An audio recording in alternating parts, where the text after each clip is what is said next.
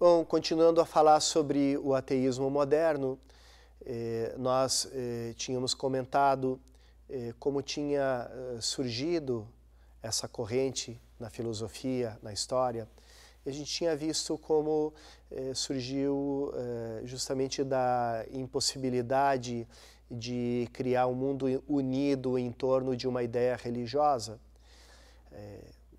Os filósofos, os pensadores se apegaram à razão, e justamente a razão que tinha emergido do desenvolvimento da ciência, da matemática, aquilo que a gente conhece como a razão moderna, tinham tido um grande ideal de construir um mundo modelado por essa razão.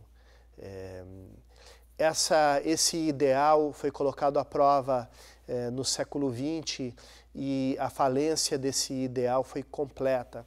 Então nós estamos numa nova época, a época do desencanto com relação a essa razão moderna. Essa época é chamada de pós-modernidade por muitos, também de modernidade líquida, pelo autor Zygmunt Bauman. Enfim, não importa o nome, o que a gente tem é, por um lado, a acentuação de certas posturas da modernidade, como o materialismo, o individualismo, e por outro lado a gente tem uma postura completamente contrária da modernidade, uma postura de ceticismo nas respostas que a modernidade tinha tentado dar para todos os problemas do ser humano, para todas as interrogações do ser humano. Então, o que a gente assiste hoje é uma crise do sentido, a ausência de um sentido da vida, aquilo que depois de Nietzsche foi denominado o niilismo. Um filósofo atual chamado MacIntyre fala do naufrágio da modernidade. É como se a modernidade fosse um navio que estivesse indo para uma única direção. De repente esse navio naufraga e ficam os pedaços desse navio boiando, flutuando no mar. E as pessoas que estavam dentro desse navio ficam se agarrando a esses pedaços, mas não vão a lugar nenhum com eles. Então, da mesma forma, a gente pode pensar no naufrágio daqueles projetos de sociedade, daquelas ideologias. As pessoas se agarram em partes daquele projeto, mas elas já não vão a lugar nenhum, elas se agarram a esses fragmentos de um discurso ideológico, mais por uma questão de sobrevivência, de se manter agarrados a algo que faça um mínimo de sentido para elas, do que propriamente para construir algo que dê um sentido total para a sociedade. Então, o que resta para que o mundo não caia na barbárie é a organização feita pelo Estado. O Estado moderno também está numa grande crise, sempre oscilando de uma anarquia para um totalitarismo, e justamente essa oscilação ela manifesta dois tipos de violência, ou a violência anárquica, a violência do quebra-quebra, a violência nihilista que sai destruindo tudo, levando o mundo para uma barbárie, ou então a violência organizada, a violência do Estado, que produz uma sociedade sem liberdade, uma sociedade presa de um esquema de poder. Aquele filme do Stanley Kubrick, A Laranja Mecânica, é uma boa ilustração dessa ideia. O mesmo grupo de jovens nihilistas, arruaceiros, acaba se tornando o grupo daqueles que se tornam policiais.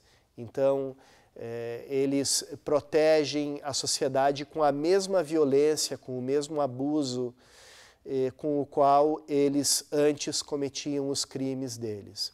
Bom, todo esse panorama que a gente viu, ele traz de novo a exigência de colocar para o homem as primeiras perguntas outra vez. Quais são essas primeiras perguntas? Qual é o sentido de tudo isso? Qual é o sentido da vida? Qual é o sentido do universo? Qual é o significado da nossa vida? Então, a gente pode concluir esse bloco com a seguinte colocação: o princípio que rege o mundo, ele vem de uma fonte racional ou irracional. Ou seja, o mundo ele brota de um caos, ele brota de um acaso, ou ele brota de uma razão suprema, de um logos, como dizem os cristãos. E as conclusões de quem opta por uma ou por outra dessas duas respostas são muito diferentes. Se é o acaso que rege e que é o princípio do universo, né? Se o universo surge por acaso, então isso significa que a própria razão humana ela não passa de um produto periférico desprovisto de significado.